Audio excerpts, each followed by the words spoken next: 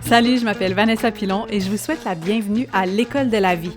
Un endroit, mais pas vraiment un endroit, là, c'est plus comme une émission, un balado, où l'on apprend enfin des choses qui nous sont réellement utiles pour mieux naviguer cette affaire à la fois le fun et bizarre qu'est l'expérience humaine. Bon épisode? Ouais, le bon épisode, je suis pas sûre.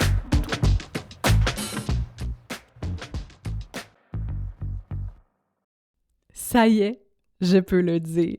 Officiellement, l'École de la vie est de retour! Bienvenue à cette deuxième saison du podcast. Vous dire comment j'ai de la joie dans chacune de mes cellules d'être là avec vous. Je veux quand même commencer par m'excuser pour cette absence, ma foi, beaucoup plus longue que ce qui initialement avait été prévu. Je vous ai quitté en juin en vous disant « Ciao, bye, m'en vais profiter un petit peu de l'été et je reviens à l'automne avec la rentrée scolaire. » Et là, je regarde la date, toi, on est pas mal la veille de l'Halloween. Mais c'est un bon timing, c'est parfait. Hein? Direct avec Samhain pour mes amis les sorcières, c'est parfait que je revienne maintenant. Mais j'avoue que je suis partie très longtemps sans crier gare, donc je m'en excuse. Vous aurez compris, pour les gens qui me suivez sur les réseaux sociaux, que ma vie s'est généralement pas passée comme prévu.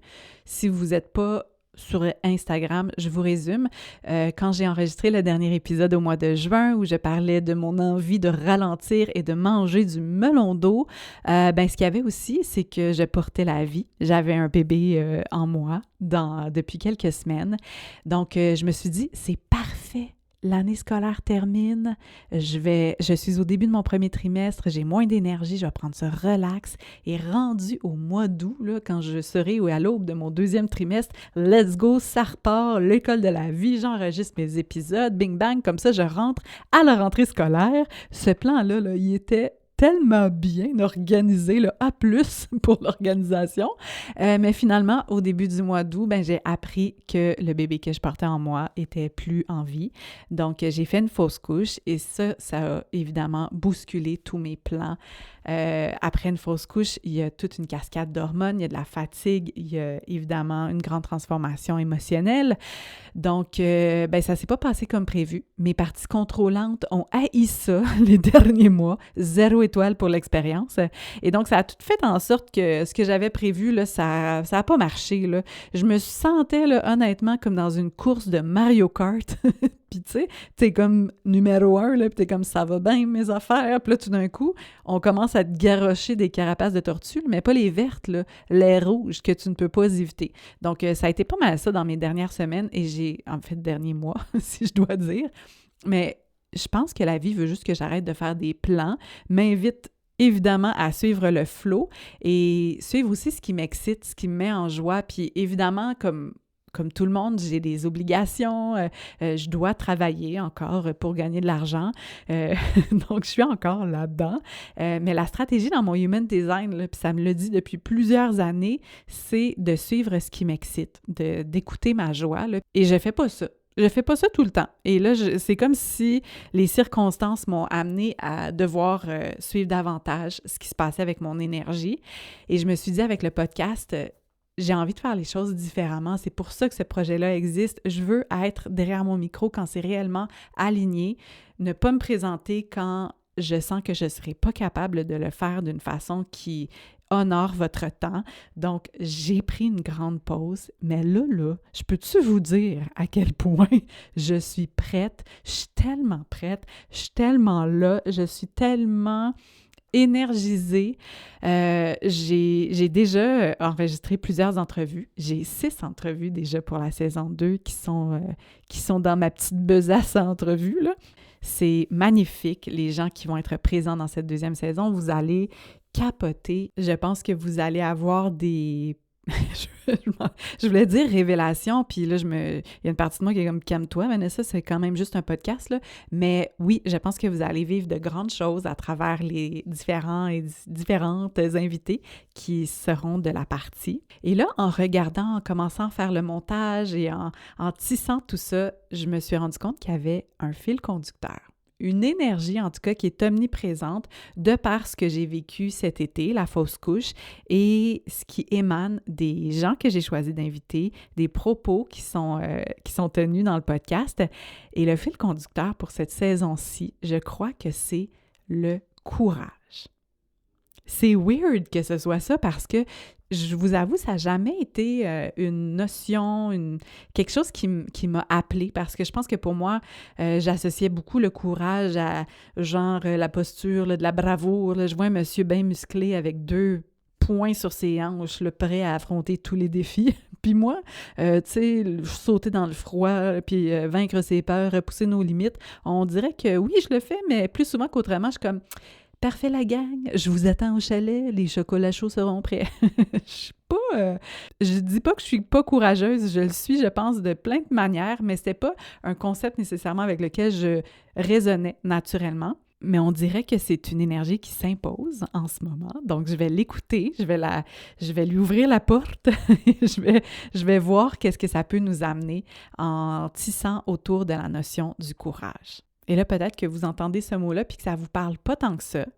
Donc, je me suis dit que pour commencer, avant d'aller voir ce que plein de gens ont déjà dit sur le courage, en approfondissant cette notion-là, pourquoi ne pas vous demander comment le courage s'est manifesté dans vos vies? Qu'est-ce qui vous a demandé le plus de courage?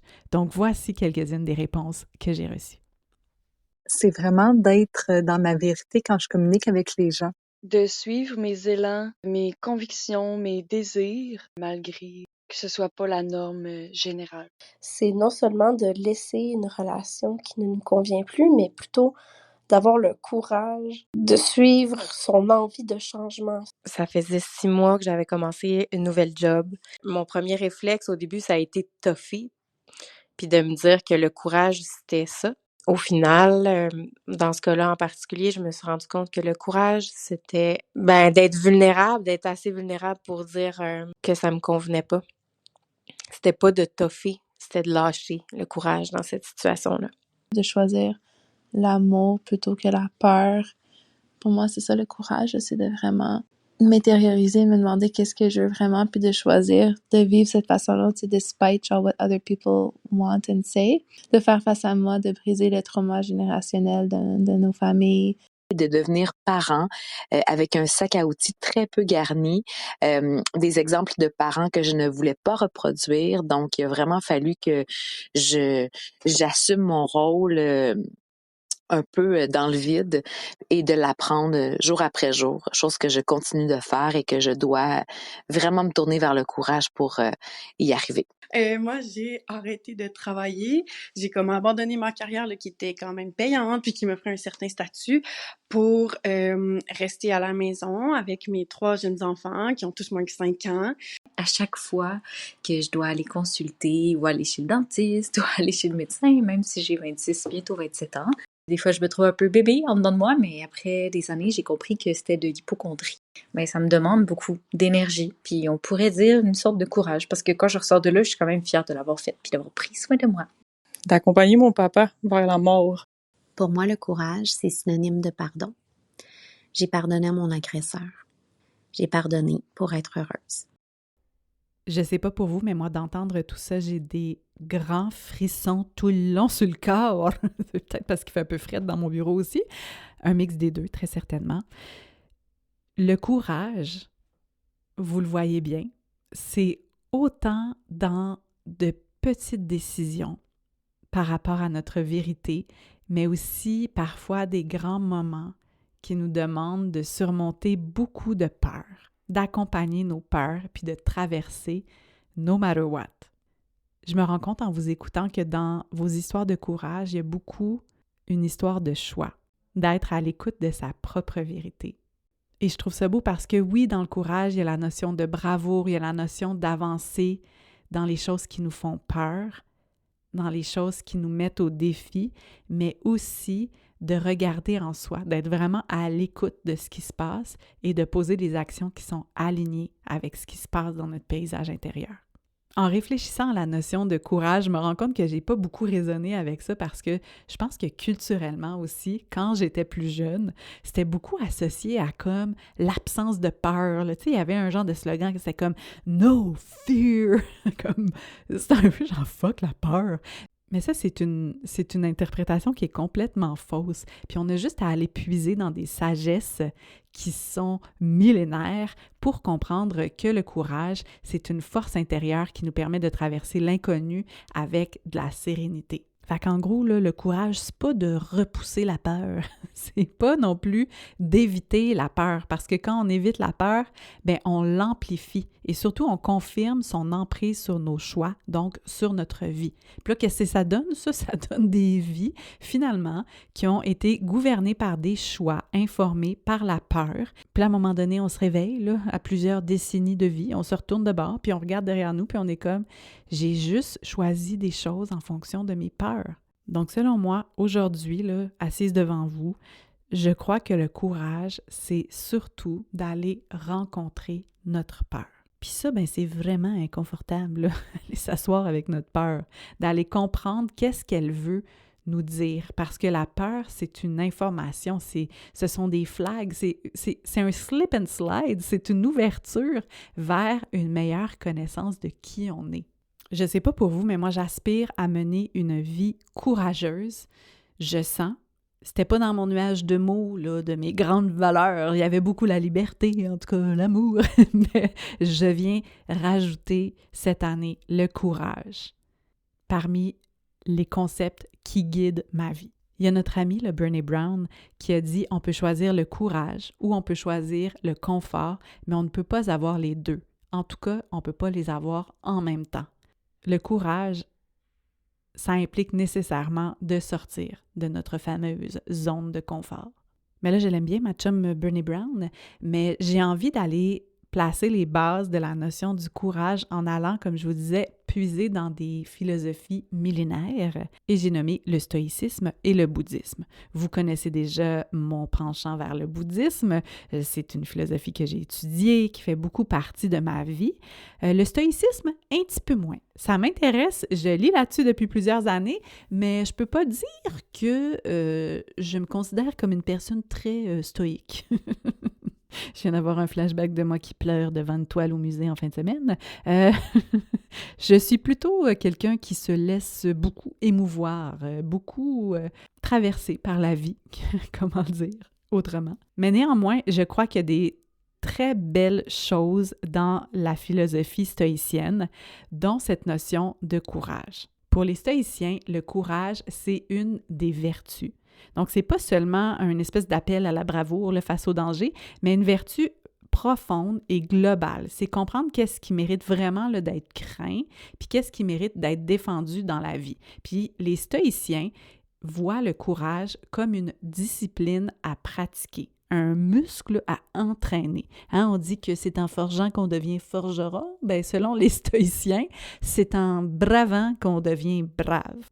Donc, en fait, c'est comme comment est-ce qu'on peut cultiver à l'intérieur de nous une résilience, une intégrité morale, une volonté d'affronter les défis extérieurs à nous.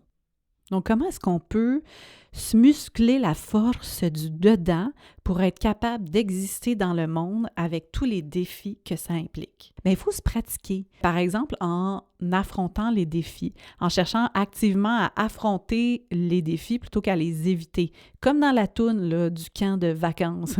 Je m'en vais à la chasse aux lions, je n'ai pas peur des fleurs. En tout cas, à un moment donné, on voit quelque chose, il y a un obstacle, on ne peut pas passer par-dessus, on ne peut pas passer par en dessous, on ne peut pas passer ses côtés. Qu'est-ce qu'on fait? On rentre dedans, on rentre dans le défi, dans l'obstacle. Et pourquoi est-ce qu'on ferait ça là, sur une base complètement volontaire? Mais c'est parce que les stoïciens vont voir les défis comme une opportunité pour développer puis renforcer notre caractère. D'ailleurs, un des stoïciens romains là, très connu, Sénèque, on dirait que c'est un nom de rappeur. Yo, Sénèque. En tout cas, ah là là, j'ai beaucoup d'énergie, je suis très heureuse d'être là. Donc, Sénèque a dit « Ce n'est pas parce que les choses sont difficiles que nous n'osons pas, c'est parce que nous n'osons pas qu'elles sont difficiles. » Bam! Mic drop. Je vais le redire une deuxième fois, OK? Parce que je suis très fan de la méthode Teletubbies. Ce n'est pas parce que les choses sont difficiles que nous n'osons pas. C'est parce que nous n'osons pas qu'elles sont difficiles. Ça a-tu landé pour vous? Moi, oui. Une autre façon de s'entraîner au courage au quotidien, selon les stoïciens, c'est de vivre de manière éthique. C'est quoi le rapport? Bien, pensez-y une seconde là. On a tout le monde nos valeurs, on a nos principes qui nous tiennent à cœur. Mais dans nos choix quotidiens, dans notre façon concrète de vivre notre vie, est-ce qu'on est vraiment aligné avec ces dites valeurs, avec ces principes? Je ne veux pas m'avancer, mais si je fais juste regarder ma vie et la vie de beaucoup de gens autour de moi, force est de constater que c'est pas souvent le cas. Oui, on essaye, mais parfois, c'est plus simple, c'est plus facile de se laisser porter par ce qui nous amène dans la facilité. Donc, défendre ce qui est juste, de vivre selon nos principes, même quand c'est difficile, et défendre nos valeurs, ça demande du courage. Comme une des auditrices disait, d'être capable de nommer notre vérité. Aïe, aïe, aïe, yo, yo, yo, pas facile tout le temps. Hein, le nombre de fois là, qu'on a entendu une petite joke misogyne ou quelque chose du genre, là, puis qu'on a juste fait « ha, ha, ha » et qu'on n'a rien dit.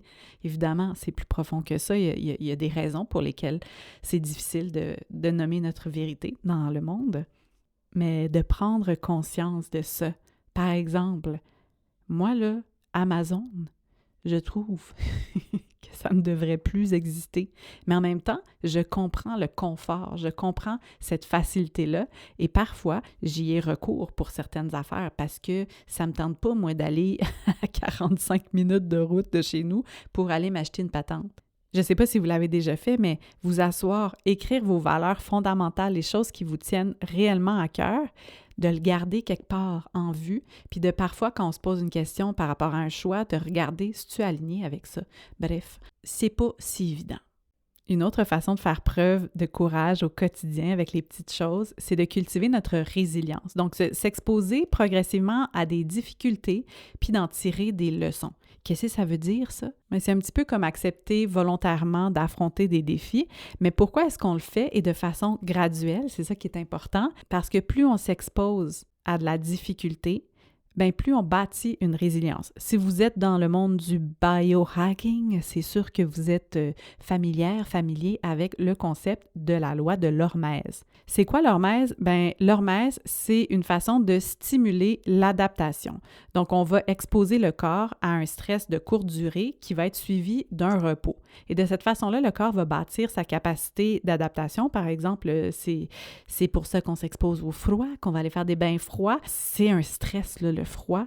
On va en ressortir, on va se reposer et tranquillement, le corps va bâtir sa résistance au froid parce que quand le corps est exposé à un stress, il va surcompenser positivement. C'est le concept de l'antifragilité.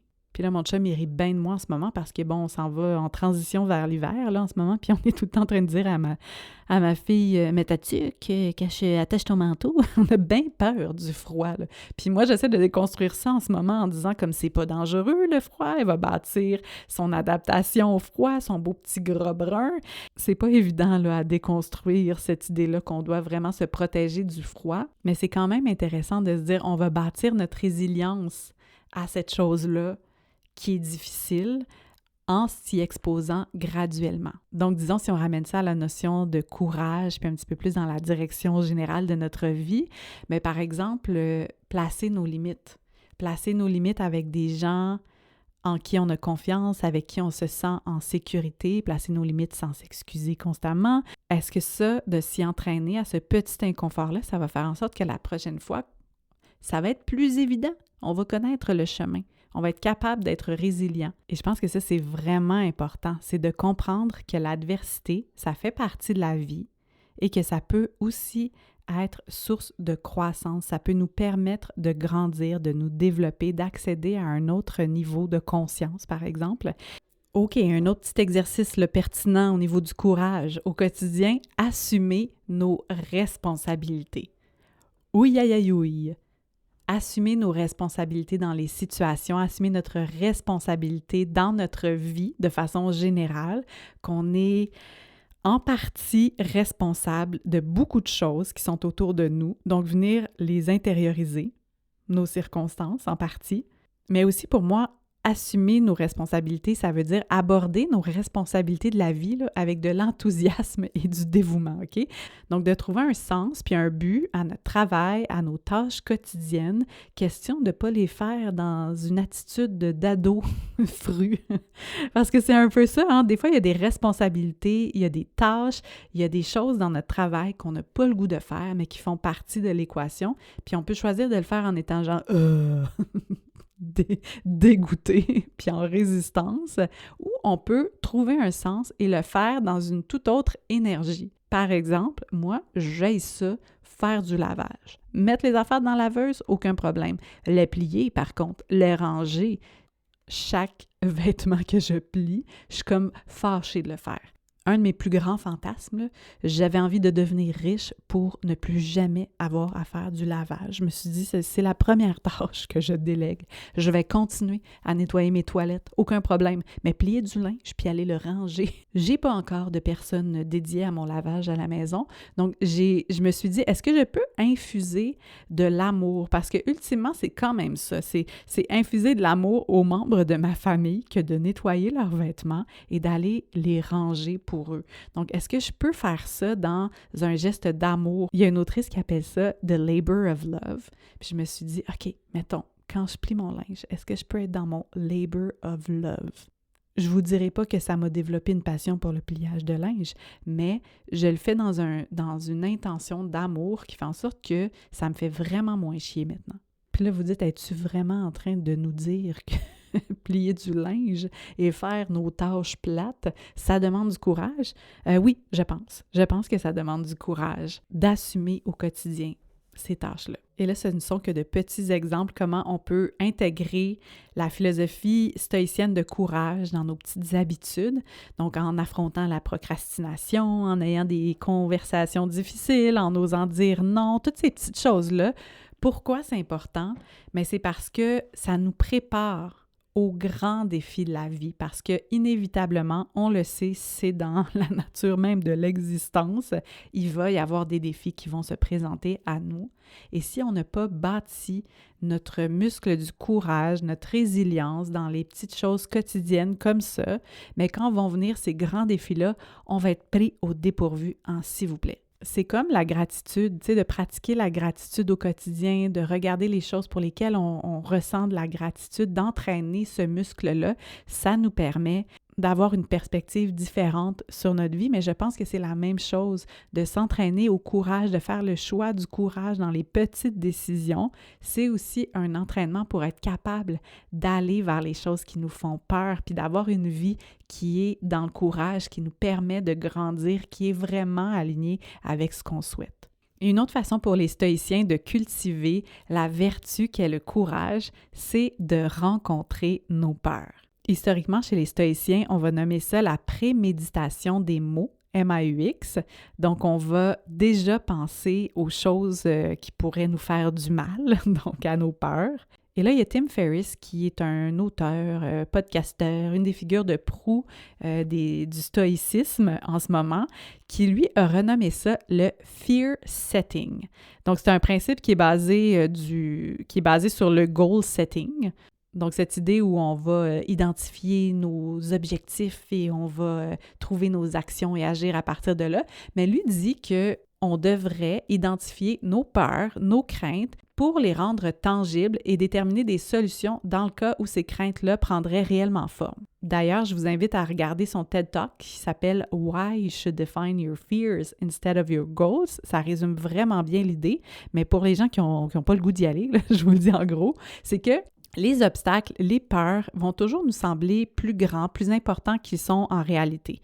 Donc, par exemple, moi, je dis souvent patate par patate. Tu sais, quand on se sent découragé par rapport à l'ampleur d'une tâche, par rapport à l'ampleur d'un défi qu'on a envie d'affronter, bien, si on le regarde, là, ça semble vraiment gros, comme un champ de patates, rempli de patates avant la récolte. Mais après ça, quand on fait juste y aller, puis qu'on commence à prendre une patate à la fois, mais c'est moins pire.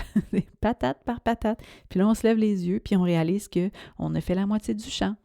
Donc, les stoïciens, en gros, ils disent, vous voulez faire quelque chose? Faites-le. Vous avez peur d'échouer? Faites-le en ayant peur. Donc, comment est-ce qu'on fait du fear setting plutôt que d'éviter nos peurs? Donc, on va définir nos craintes. Donc, par exemple, changer d'emploi, mes craintes, manquer de revenus, regretter, peu importe. Vous écrivez vos craintes.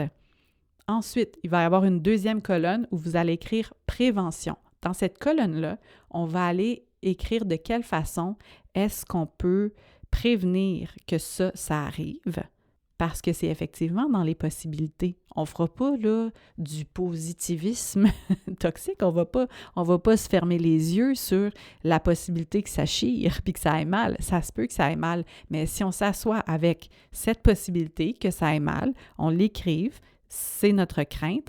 Comment est-ce qu'on peut mettre en œuvre des choses qui vont prévenir que cette situation-là arrive? Et la troisième colonne, très intéressante, c'est qu'est-ce que je peux faire si cette chose arrive, donc après coup? Quelle serait la solution si ça arrivait?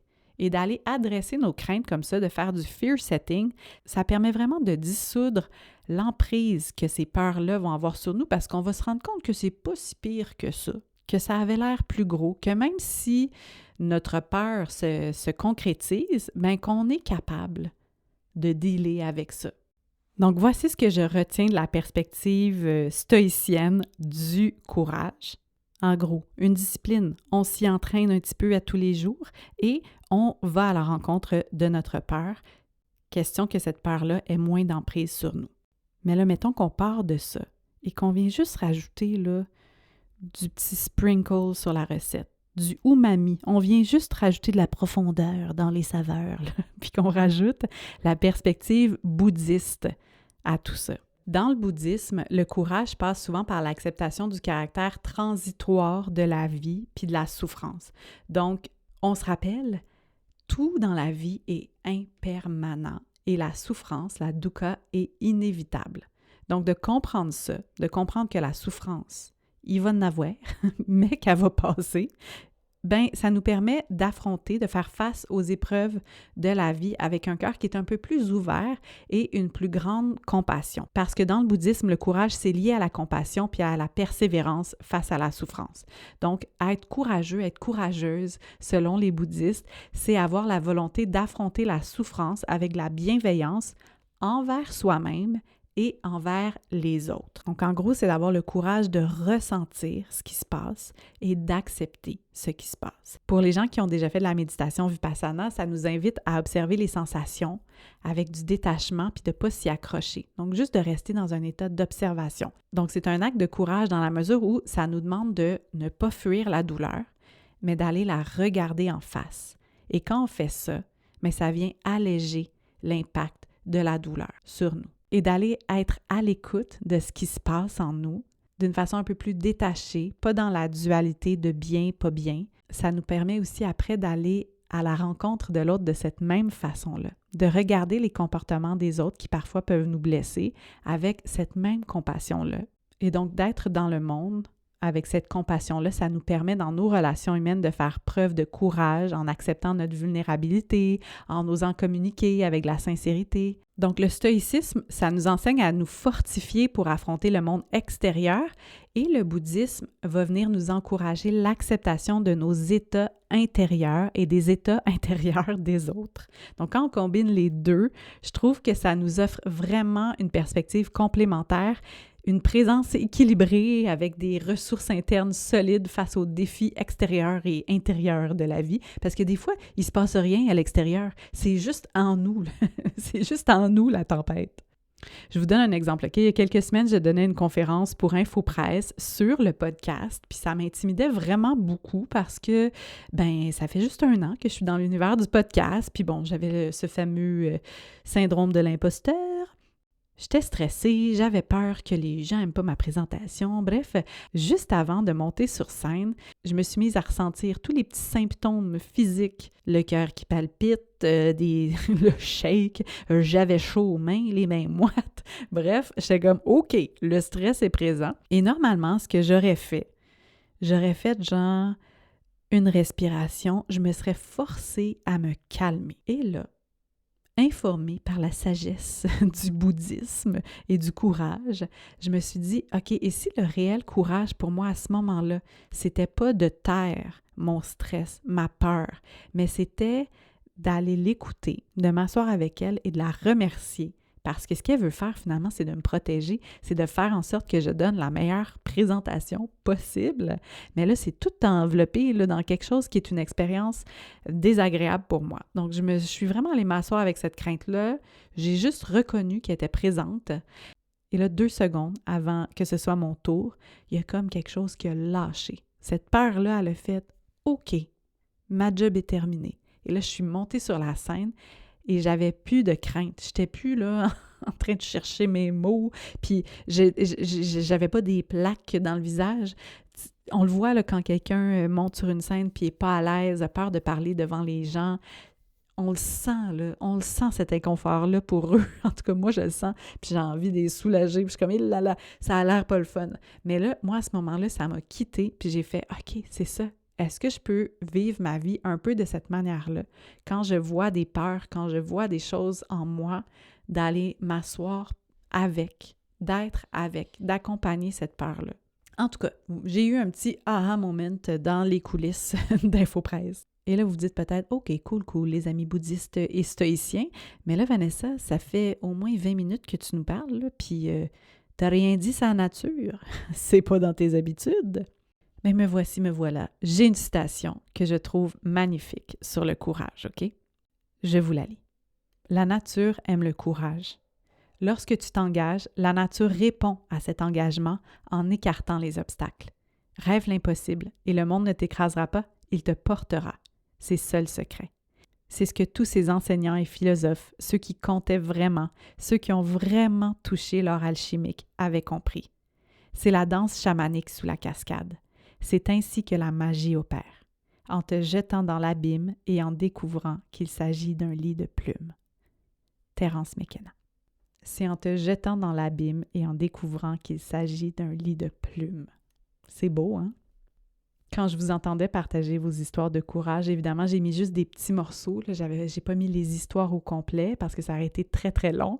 Mais ce qui revenait souvent, c'est que lorsque vous avez fait preuve de courage dans votre vie, de l'autre côté, il y avait une grande récompense. Il y avait quelque chose au final où on était soutenu. Et là, c'est peut-être très, très spirituel de dire ça, mais je pense que la nature, que la vie, que Dieu, peu importe comment vous nommez ça, aime le courage. Et si l'univers est en constante expansion, comme il l'est, c'est pas moi qui le dis, là, c'est la science, ce serait pas ce désir, cette volonté générale de la vie, ce mouvement-là de la vie, de croître, de se développer. Moi, je pense là, que la vie, que la nature veut qu'on s'engage avec elle. Puis quand on choisit davantage d'écouter le courage, plutôt que d'aller dans la peur et de choisir à partir de la peur, je pense que ça, c'est un réel geste d'engagement envers la vie, avec un grand V. Et cette citation-là de Terence McKenna, elle est dans mes notes depuis genre 10 ans. Et en la lisant, ce qui remonte, c'est un souvenir d'un rêve que j'ai fait. C'était un peu lourd là, quand les gens nous racontent leur rêve, là, bien honnêtement. Pas une grande fan des gens qui sont comme « J'ai rêvé à toi, on faisait cette affaire-là, c'était super random. » Ceci étant dit, je vais vous raconter mon rêve, OK? Il y a quelques années, j'étais en hypnothérapie avec un monsieur, là, Aurel, un octogénaire qui, ma foi, avait l'air d'avoir 52 ans.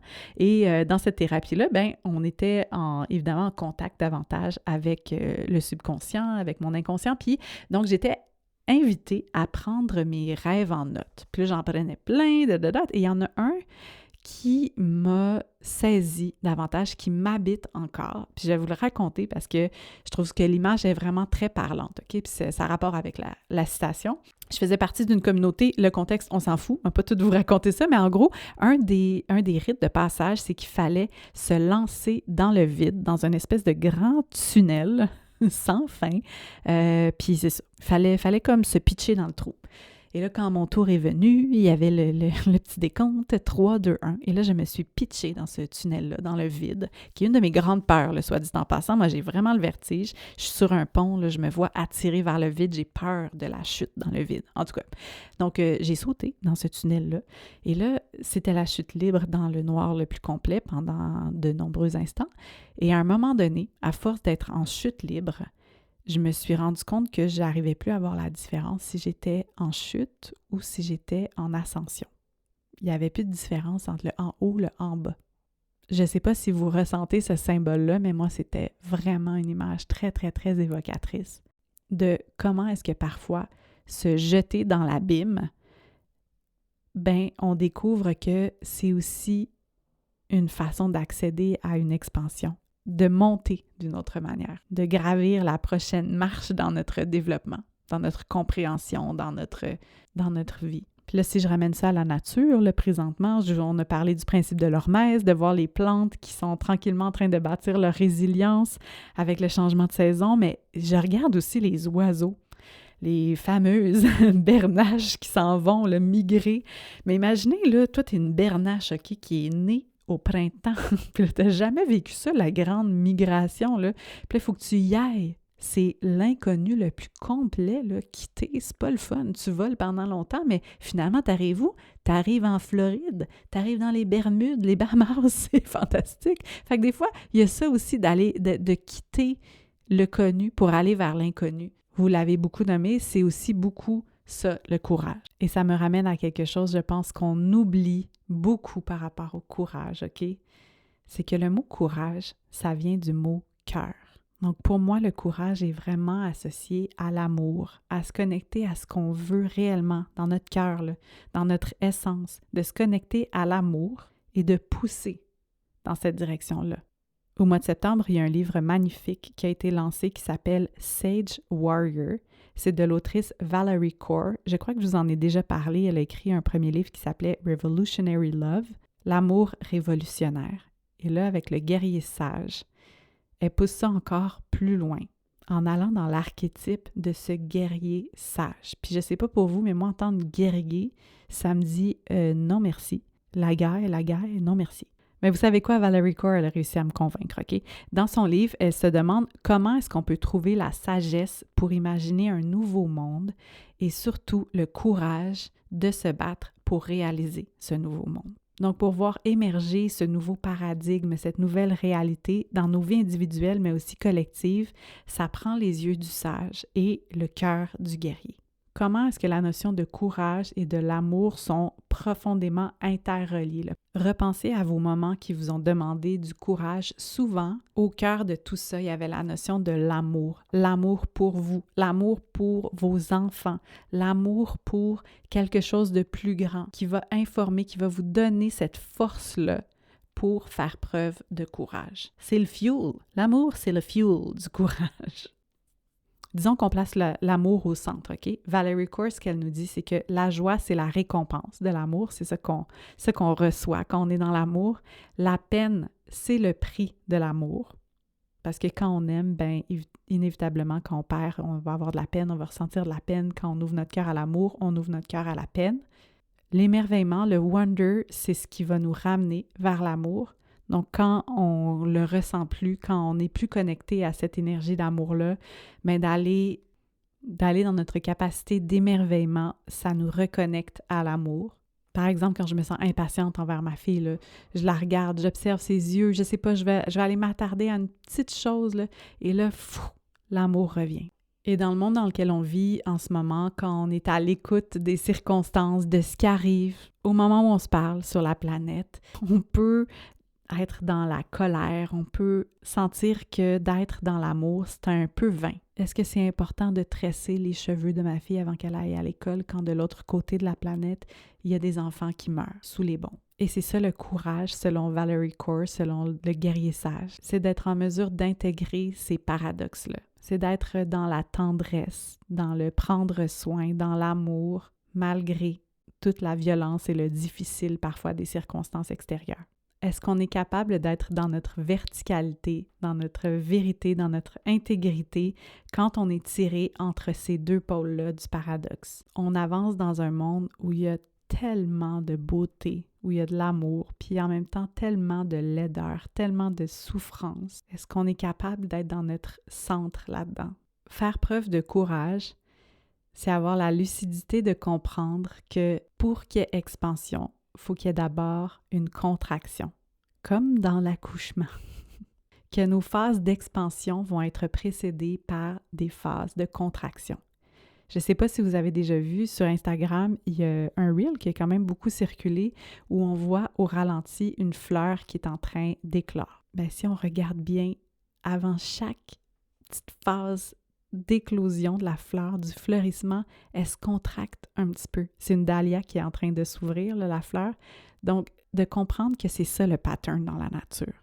Pour que la fleur fleurisse, pour qu'on puisse faire naître un humain, pour qu'on puisse faire naître un nouveau paradigme, une nouvelle façon de vivre, on doit d'abord entrer dans une phase de contraction.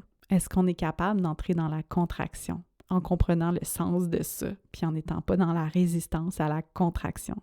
Pour les gens qui ont déjà donné naissance, qui ont déjà enfanté, vous le savez, si vous ne travaillez pas avec vos contractions, si vous voulez résister à celles-ci, ça va durer encore plus longtemps de travail. Vous empêchez la contraction de faire sa job qui est de faire naître votre enfant. Donc, dans nos vies, est-ce qu'on est capable d'aller dans l'inconfort, dans la contraction de façon consciente, de façon volontaire, pour être en mesure de goûter à l'expansion après? Puis comment est-ce qu'on peut intégrer la sagesse et l'énergie du guerrier, de la guerrière? Pourquoi c'est important d'intégrer ces deux pôles-là? Si on est juste dans le guerrier, la guerrière, ça donne le patriarcat, ça donne le capitalisme, ça donne toutes ces affaires-là. Puis si on est juste dans la sagesse, dans le cœur, dans la tendresse, dans l'amour, dans prendre soin, il y a une carence là aussi, on ne peut pas avancer, on peut pas... Parfois, ça nous demande de pousser contre quelque chose. Donc, est-ce qu'on est capable d'aller intégrer ces deux paradoxes-là dans notre centre pour créer the most beautiful world our hearts know is possible, le plus beau monde que nos cœurs savent possible? Et là, de vous parler des accouchements puis des contractions, évidemment, ce qui remonte pour moi, c'est comme cet événement-là de cet été qui m'a demandé énormément de courage. Je me rends compte, évidemment, quand j'ai donné naissance à ma fille, il y a plus de 6 ans, ça m'a demandé une sacrée dose de courage. Mais là, cette fois-ci, c'était une autre façon d'être courageuse. Puis j'en ai parlé, j'ai partagé un peu mon histoire de façon générale, mais j'ai envie d'aller un petit peu plus loin. Donc, pour les gens pour qui les histoires de fausses couches en ce moment, c'est quelque chose qui est sensible, que vous avez pas envie d'entendre, et c'est parfait ainsi, trigger warning, ça va être ça l'histoire, donc vous pouvez fermer le podcast. Merci, on se revoit au prochain épisode. Mais pour les autres qui ont envie d'entendre mon partage, j'ai envie de vous en parler parce que, vous allez comprendre, c'est profondément lié à la notion de courage. J'ai envie de vous raconter mon histoire de fausse couche parce qu'elle m'a demandé beaucoup de courage. Ce serait moi mon histoire là, de courage. Parce que oui, quand j'ai accouché de ma fille il y a 6 ans, ça m'a demandé une immense dose de courage. Mais j'avais le cadeau fabuleux de l'autre côté de ça. Je le savais que j'allais accoucher de ma fille puis que ça allait être le début de quelque chose d'extraordinaire. Mais là, dans le cas de la fausse couche, c'est que il y a moins de sens à faire preuve de courage parce que de l'autre côté, il n'y en aura pas de bel enfant en vie. C'est la fin de quelque chose. Donc, je vous raconte ça parce que finalement, je m'y attendais pas, mais de l'autre côté de cette fausse couche-là, il y a eu un immense, immense cadeau. Tu sais, l'image que je vous partageais un peu plus tôt de cette chute dans l'abîme, dans l'abysse, qui finalement s'avère être un lit de plumes, c'est exactement ça qui s'est passé. Je vous raconte. 8 août, on doit aller passer l'échographie. Donc, la première échographie de grossesse, elle était prévue à 13 semaines, quand même tard. Et donc, on s'installe pour l'échographie, puis on réalise rapidement que le bébé a arrêté de se développer il y a plus de 4 semaines. Donc, ça fait grosso modo 1 mois que mon corps vit une grossesse, fait grossir un placenta, mais que je porte un enfant qui est mort, qui ne se développe pas. Juste ça, c'est une grosse nouvelle en soi, mais là, il y a tout le transfert un petit peu bizarre dans le bureau juste à côté, cette façon froide, du milieu hospitalier parfois, de nommer les choses, puis on me propose immédiatement un curetage. On me dit que c'est la solution, puis que ça va être ça le plus rapide et le plus simple pour passer à autre chose. Je vais mettre des guillemets. Donc là, mon chum et moi, on n'a même pas pu encaisser le choc. On est juste comme, OK, on est déjà en mode solution à tout ça. Donc, j'accepte le rendez-vous du curetage, mais tu sais, il y a quelque chose qui me sonne un peu dissonant. On me parle, je sais qu'il y a l'avenue de la prise de médicaments en cas de fausse couche pour être capable de vivre ce processus-là de façon plus naturelle, de le vivre à la maison. Mais on me dit que c'est vraiment pas avisé parce que je suis très avancée quand même dans la grossesse, en tout cas. Donc, je repars avec beaucoup de peine. Je me permets de pleurer avec mon chum en sortant de l'hôpital parce que clairement, l'hôpital, c'était pas le lieu d'accueil des émotions. Donc, dans mon trajet de voiture, évidemment, j'accueille cette peine-là, cette nouvelle-là. Je fais tout le chemin. Mon chum, lui, il avait d'autres choses. Il s'en allait faire une transaction marketplace. En tout cas, il est parti dans sa voiture. On n'était pas arrivés ensemble à l'hôpital. Et là, sur ce chemin-là, j'ai réalisé que ce qui était juste pour moi, c'était de vivre cet accouchement-là, parce que c'en est un quand même, la fausse couche, c'est un accouchement, de le vivre à la maison, comme pour ma fille, d'offrir ça à cet enfant-là, même s'il avait terminé de grandir, même si son incarnation était très brève, mais aussi de m'offrir ça à moi, puis d'offrir ça à ma famille, de le vivre chez nous. Mais je vais vous le dire, j'avais la chienne parce qu'on me parlait de tous les risques d'hémorragie qui sont existants, mais c'était quand même ça qui était le plus juste pour moi.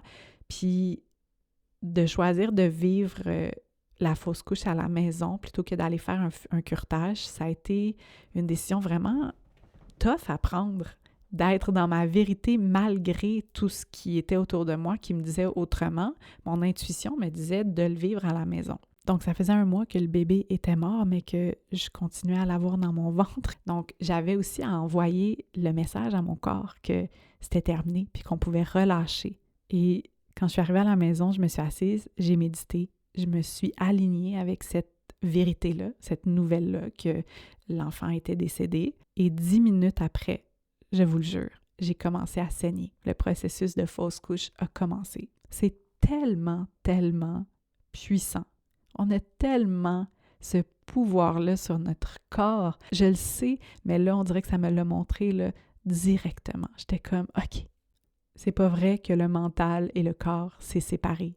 Bref, le processus a commencé doucement, puis dans la journée qui a suivi, mon chum était en spectacle et le processus s'est intensifié. Donc là, j'ai su que ça allait être là. C'était une soirée, j'étais toute seule avec ma fille à la maison. Puis là, j'étais comme, je peux pas croire que je vais vivre ça avec elle. Là, je peux pas prendre soin d'elle tout en vivant le processus de fausse couche qui peut être très intense. Donc, j'avais énormément de craintes. Puis, je me suis assise avec ma fille et je lui ai expliqué ce qui se passait, que j'allais accoucher de son petit frère, que ça allait être un peu comme son accouchement à elle, sa naissance à elle. Puis j'ai donné le choix. J'ai dit, est-ce que tu veux rester ou tu veux aller regarder un film, faire autre chose? Il va avoir du sang, ça va être intense, je risque d'avoir quand même de la douleur. Puis ma fille voulait être là. Donc quand les contractions ont commencé, parce que oui, quand on fait une fausse couche, si elle est avancée, on ressent des contractions. C'est pareil comme un accouchement. On accouche le bébé, on accouche le placenta ensuite. Donc, quand j'ai commencé à avoir des grosses contractions, ma fille me tenait les mains puis elle respirait avec moi. Puis elle était comme, vas-y maman, t'es capable. Elle était excitée, elle était comme contente de vivre ça, là. Elle était bien hype sur l'accouchement. Évidemment, j'ai des amis autour de moi, on parle abondamment d'accouchement, donc elle sait de quoi ça a l'air, là, comment ça se passe. Puis elle avait le goût de le vivre. Donc elle était là à respirer avec moi, puis la chose que je dois vous dire, c'est que dans cette deuxième grossesse, il y avait une partie de moi qui était dans la crainte. Puis j'avais un peu perdu confiance en ma capacité d'accoucher parce que à mon premier accouchement, Oui, j'ai donné naissance à ma fille dans la maison, ça s'est passé de façon naturelle, ça a été vraiment une merveilleuse expérience, mais ensuite, j'ai pas réussi à accoucher du placenta, donc j'ai dû être transférée d'urgence à l'hôpital.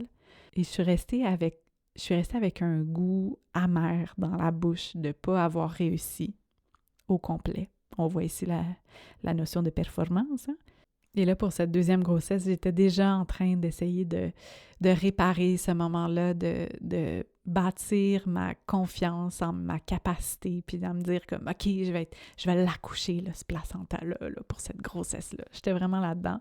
Et là, bon, de retour, retournons à ma fausse couche.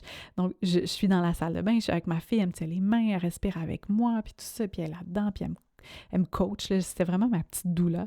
Et là, à un moment donné, je sens que c'est la grosse contraction, là. It is the one. Donc, je respire, puis...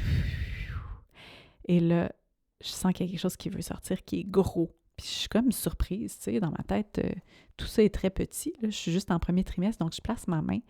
Et là, je sens une boule tomber dans ma main. Pom! Et c'est mon placenta. Et là, je le prends et je le monte. Et je montre à ma fille le placenta. Puis je sais pas comment vous dire comment ça, là, je sais pas si vous êtes dans le quantique et tout ça, mais j'ai eu l'impression qu'il y a eu une réparation à ce moment-là pour moi et pour elle. D'être genre, OK, j'accouche le placenta, je suis capable, le voici, je l'ai dans ma main, I did it. Et là, ma fille, même sans que je lui ai présenté tout ce background story, sa réaction a fait genre, yes, maman, on est tellement puissantes, les femmes. Papa, il fait pas ça, lui. Nous, on fait ça. Puis elle était vraiment là, high on life, là. Genre, c'est tellement hot d'être une femme. Yes, c'est un cadeau être une femme. Elle a pas dit ça, là, elle a juste dit, c'est vraiment cool. Être une femme, on est tellement fortes, nous, les filles. J'étais comme, yes, ma fille. Tu sais, je sais pas si vous voyez l'ampleur du cadeau que c'est pour une petite fille de prendre conscience à 6 ans que c'est puissant, un corps féminin, que c'est pas moins que c'est pas un sous-produit du corps masculin, mais qu'on a une puissance, puis d'en être témoin, c'est un tout autre narratif. Puis je sais qu'il y a certaines personnes qui vont entendre ça, puis qui vont trouver ça complètement fucké qu'une enfant de 6 ans assiste à la fausse couche de sa mère, mais je vous le dis, ça a été un grand cadeau pour elle, puis c'est pas moi, là, avec ma perspective de mère, qui essaie de mettre ça sur elle. Quand on est allé enterrer la petite boîte avec Aimé dans la cour, on a tout le monde pris un temps pour le remercier, puis partager comment on se sentait. Puis quand est venu le tour de Claire, ce qu'elle a dit, la première chose, c'est « Merci Aimé, parce que grâce à toi, j'ai pu voir ma mère accoucher. » Tu sais, pour elle, c'était nice, là, c'était quelque chose de vraiment le fun, étrangement. Puis moi, ben, ça m'a offert le cadeau de reconnecter avec ma capacité à accoucher un placenta, mais aussi à toute ma puissance de femme, à ma puissance de quand j'aligne mes pensées, quand j'aligne mon être, ma présence sur le corps, je peux avoir une incidence directe sur ce qui se passe. Et j'ai reconnecté à ma propre puissance féminine à travers cet événement-là, qui, on s'entend, dans le narratif sociétal, dans la vie, c'est sûr, là, c'est difficile, c'est une épreuve, le deuil périnatal. J'ai eu des journées vraiment très difficiles, ça a été vraiment éprouvant. Il y avait beaucoup de peine, c'est un deuil en soi, mais à travers ça, en acceptant d'y plonger, les cadeaux auxquels j'ai touché, ils sont immenses. Et je ressors de cette expérience-là avec, oui, de la peine, mais surtout avec tellement de reconnaissance. Et je pense pas que j'aurais pu toucher à ces cadeaux-là si j'étais juste allée dans ma peur de faire une hémorragie, dans ma peur de voir du sang, dans ma peur de vivre ça puis de pas être capable de le gérer. Donc voilà, c'est ça mon histoire, mon partage par rapport au courage récemment. Donc pour conclure cet épisode-ci, je pense, si vous vous êtes rendu jusqu'au bout avec moi dans toute cette histoire, est-ce que ça vous tente d'intégrer la notion de discipline, la notion d'entraînement des stoïciens par rapport au courage, tout en y intégrant l'amour, le bouddhisme, donc de réfléchir à ce que vous pouvez faire. Est-ce qu'il y a une petite action courageuse, une petite chose que vous évitez, quelque chose qui vous rend inconfortable cette semaine, que vous pourriez aborder avec du courage, ou vous pourriez passer à l'action? Pas juste de même, le bing bang boom, on n'écoute plus la peur puis on fonce, mais vraiment en allant peut-être à la rencontre au préalable de votre peur, voir qu'est-ce qu'elle essaie de vous dire, c'est quoi le message qu'elle essaie de vous envoyer, cette peur-là, de quoi elle veut vous protéger, de faire le petit exercice de nommer vos peurs, de regarder comment vous pouvez peut-être prévenir ces peurs-là et comment vous pouvez solutionner les choses si jamais la situation arrive. Oui, pour s'entraîner, mais aussi pour regarder les cadeaux qui peuvent se retrouver de l'autre côté quand on a choisi d'agir avec courage. Fait que prenez un petit instant, là, connectez-vous à votre cœur. Qu'est-ce qui est là? C'est quoi votre vérité en ce moment? Est-ce qu'il y a un endroit où vous n'êtes pas aligné avec votre cœur, avec votre vérité? Puis si vous êtes au service de l'amour, si vous utilisez l'amour comme fuel, comme moteur, où est-ce que votre action veut vous amener en ce moment? Quand je vais au spa, là, puis qu'il faut que j'aille dans le froid, là, puis que ça me tente vraiment pas, là, je me dis cette phrase-là. Le froid, c'est juste une sensation. Donc, ce qui est inconfortable, c'est juste des sensations. Donc, allez vous asseoir, allez, vous n'êtes pas obligé de méditer, mais juste de prendre quelques instants, d'aller dans votre cœur et de voir comme qu'est-ce qui se passe en moi par rapport à cette situation-là qui me fait peur. Est-ce que je peux être présente à cette peur-là, la voir tranquillement se désagripper de moi? Donc, si ça vous parle, si vous avez envie de faire cet exercice-là cette semaine, dans les prochains jours, puis de me le partager, ça me fait toujours vraiment, vraiment plaisir. Sinon, vous le faites. Vous gardez ça pour vous et c'est parfait. À l'issue de cet épisode sur le courage, je pense que ce que je remarque, ce que je comprends de mon attrait pour le courage en ce moment, c'est encore une fois de voir comment est-ce que dans nos vies individuelles, de cultiver le courage, de s'entraîner au courage, d'être dans notre cœur, puis d'écouter ça, puis d'être en mesure de passer à l'action de cette place-là d'amour, mais comment est-ce que ça peut justement contribuer à créer le monde dans lequel on a envie de vivre. Donc, j'espère que ça vous parle. J'espère que vous êtes tout aussi enthousiaste que moi face à cette nouvelle saison de l'École de la vie. Pendant l'été, j'ai croisé pas mal de gens qui m'ont parlé du podcast. Ça m'a chaque fois fait vraiment plaisir. Puis ce qui revenait, c'est que souvent les gens m'avaient découvert grâce à quelqu'un de leur entourage qui leur avait parlé du podcast. C'était le bon vieux bouche à oreille. Donc, comme l'École de la vie, c'est l'épanouissement personnel au service du collectif pour servir plus grand que nous, mais c'est quand même pertinent qu'il y ait du monde dans notre gang. Donc, si ça vous a parlé, cet épisode-ci, n'hésitez pas à le partager à quelqu'un. Je pense qu'on a beaucoup à gagner de s'entourer de gens qui font preuve de courage au quotidien dans leurs choix, dans leurs décisions. Et je pense que cet épisode est parfaitement aligné avec ce qui se passe autour de nous, avec cette longue descente vers les jours plus sombres. Ça demande du courage là, au mois de novembre, de descendre dans la noirceur, de ne pas résister, de ne pas vouloir rester dans l'été. Donc, je vous envoie une belle dose de courage dans cette saison qui, pour beaucoup de gens, est inconfortable. On s'en va vers l'hiver, vers quelque chose de plus doux, dans le repos, dans l'intériorisation. Je sais que ça peut sonner vraiment plate pour beaucoup de monde, mais moi, c'est une saison que, avec les années, j'apprends à chérir. Donc, si d'habitude, vous êtes en mode « je me book un voyage dans le sud à ce moment-ci de l'année », c'est correct aussi, mais est-ce que vous pouvez faire un petit peu plus de place à l'accueil de ce qui se passe? Pas à résister de genre « Ah ben, Colin, hey, il fait noir à 4 heures, ça a-tu de l'allure? » Mais de respirer là-dedans, puis d'y aller, de voir c'est quoi l'invitation. Vous m'en donnerez des nouvelles. OK, bye!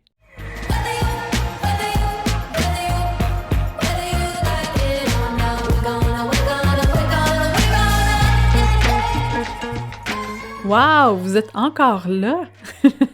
Soit que vous tripez ou sinon ça veut dire que vous vous êtes endormi, mais dans tous les cas, laissez-moi vous dire merci aux gens qui sont encore à l'écoute, qui se sont rendus jusqu'au bout. Si vous avez aimé cet épisode, je vous invite à vous inscrire à mon infolettre pour être au courant de tout ce qui s'en vient pour le balado, mais aussi pour le fameux projet Pissenlit. Le lien pour s'inscrire à l'infolette va être dans les notes de l'émission. Et évidemment, n'hésitez pas à commenter le podcast parce que j'aime ça, mettre une belle petite note et le partager parce que ça contribue à faire rayonner tout ça de façon naturelle et vraie. Et surtout, merci d'avoir répondu présent à cette invitation que je vous fais chaque semaine avec l'École de la vie. Vous n'aurez peut-être pas de diplôme là, en écoutant ces épisodes de balado, mais je vous garantis qu'il y a tranquillement quelque chose en vous qui fleurit. C'est beau, hein? Mais que c'est beau.